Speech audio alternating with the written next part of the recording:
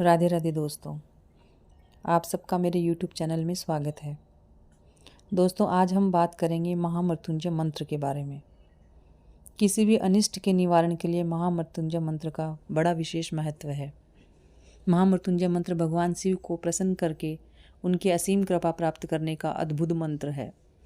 महामृत्युंजय मंत्र का विधि विधान पूर्वक 1.25 लाख जप करने से आने वाली बीमारियां, अनिष्ट ग्रहों के दुष्प्रभाव को समाप्त करने, अटल मृत्यु को टालने आदि के लिए आशानुकूल परिणाम प्राप्त होते हैं।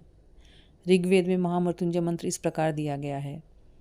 ओम त्र्यंबकम यजामहे सुगंधिम पुष्टिवर्धनम उर्वारुकमिव बंधनान मृत्योर्मुक्षीयमामृतात्। इस मंत्र को संपुट युक्त बनाने के लिए इसका उच्चारण इस प्रकार किया जाता है। ओम होम जुम सह ओम भूर्भुवः स्वः ओम त्र्यंबकम यजामहे सुगंधिम पुष्टिवर्धनम उर्वारुकमिव बंधनान मृत्योर्मुक्षीयमामृतात् ओम भूर्भुवः स्वः सह जुम होम ओम। पद्म पुराण में महामृत्युंजय मंत्र एवं स्त्रोत के बारे में एक रोचक कथा का उल्लेख किया गया है।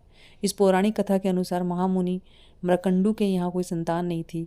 संतान प्राप्ति के लिए महामुनि और उसकी पत्नी ने कठोर तपस्या से भगवान शिव को प्रसन्न किया। भगवान शिव ने तब महामुनि को साक्षात दर्शन दिए और उन्हें संतान प्राप्ति का वरदान देते हुए कहा, महामुनि, हम तुम्हारी तपस्या से अति प्रसन्न हैं और तुम्हें संतान प्राप्ति का वरदान देते हैं, किंतु यदि तुम गुणवान, यशस्वी और धर्मपरायण पुत्र चाहते हो तो उसकी आयु केवल 16 वर्ष होगी। इसके विपरीत यदि तुम उत्तम गुणों से हीन, अयोग्य और आलसी पुत्र चाहते हो तो उसकी आयु 100 वर्ष होगी। भगवान शिव की इस बात को सुनकर महामुनि विचार मग्न हो गए। फिर गंभीर स्वर में दृढ़ता से बोले, प्रभु, मैं दीर्घायु वाला गुणहीन पुत्र नहीं चाहता, बल्कि सर्वगुण संपन्न मात्र 16 वर्ष की आयु अल्पायु वाला पुत्र पाकर ही प्रसन्नता का अनुभव करूंगा। भगवान शिव ने महामुनि के कथन पर तथास्तु कहा और फिर अंतर्ध्यान हो गए।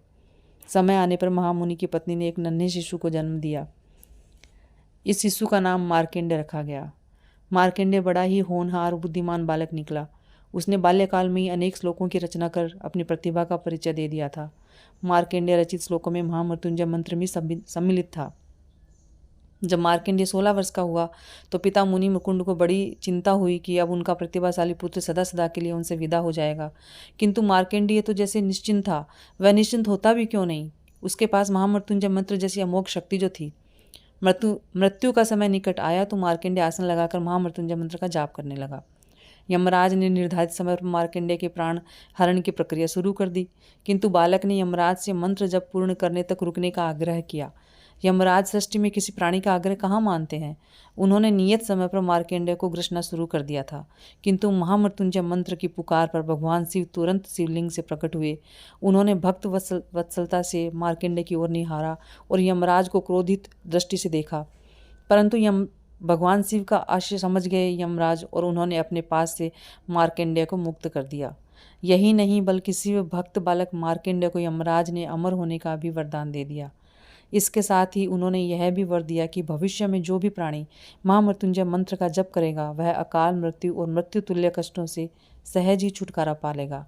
इस प्रकार महामृत्युंजय मंत्र के प्रताप से भगवान शिव द्वारा निर्धारित की गई अटल मृत्यु भी सहज ही टल गई और मार्कंडेय को अमरत्व की प्राप्ति हुई। महामृत्युंजय मंत्र की एक विशेषता यह भी है कि यदि कोई व्यक्ति स्वयं इसका जाप न करके किसी अन्य व्यक्ति से जाप कराता है तो भी उसे उसका पूरा लाभ मिलता है। देवासुर संग्राम में जब बहुत से असुर मारे गए तो असुरों के गुरु शुक्राचार्य ने अपनी यज्ञशाला में महामृत्युंजय मंत्र का विधि विधान पूर्वक अनुष्ठान किया।